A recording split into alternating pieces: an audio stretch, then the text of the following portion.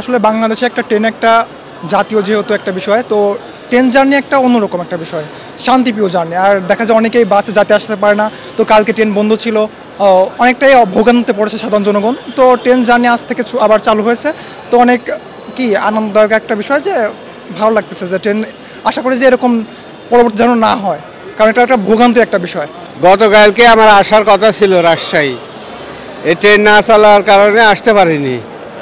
এখন আজকে ট্রেন চালু হয়েছে, আজকে রাজশাহী আসলাম, আমরা খুশি। সকালে আসার পরে এখানে অনেক গন্ডগোল হয়েছিল, আমরা জনগণ অনেক ক্ষিপ্ত ছিল, পরে রেল কর্মচারীদেরকে অনেক আপনার মারধর করা হয়েছিল এখানে। পরবর্তীতে ট্রেন না ছাড়ার কারণে আমরা অনেক হয়রান হয়েছিলাম। এখানে প্রায় 2000-এর উপরে যাত্রী ছিল। এখন ট্রেনের টিকিট কালকে আমরা টাকা ফেরত পাইনি, আজকে এসেছি, দেখা যাক দিচ্ছে কিনা। চালু হওয়ার পরে স্বস্তি কি, আমরা তো ভোগান্তি যেটা হয়েই গেছে, অবশ্যই স্বস্তিকর। এখন যদি সরকারি প্রতিষ্ঠান যদি আপনার ধর্মঘট ডাকে, তাহলে জনগণের কি করার থাকে? এটা তো অনেক অন্যায় করেছে।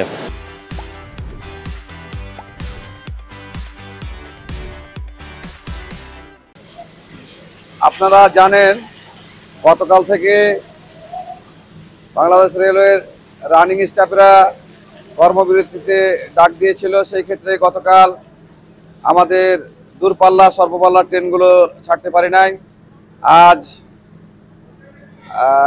রাত 3:30টার পরে আমাদের কন্ট্রোল জানিয়েছে যে সব গাড়িগুলোই চলাচল করবে, তাদের কাজে তারা যোগ দিবে, এই মর্মে সিদ্ধান্ত হয়েছে।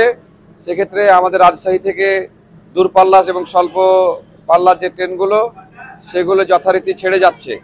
এখন পর্যন্ত আমরা সাগরদাড়ি, আমরা মধুমতি এবং এইমাত্র আমাদের রাজশাহী চাপাই থেকে ছেড়ে আসা বনরাজা ট্রেনটি আমাদের এই প্ল্যাটফর্মে অবস্থান করছে।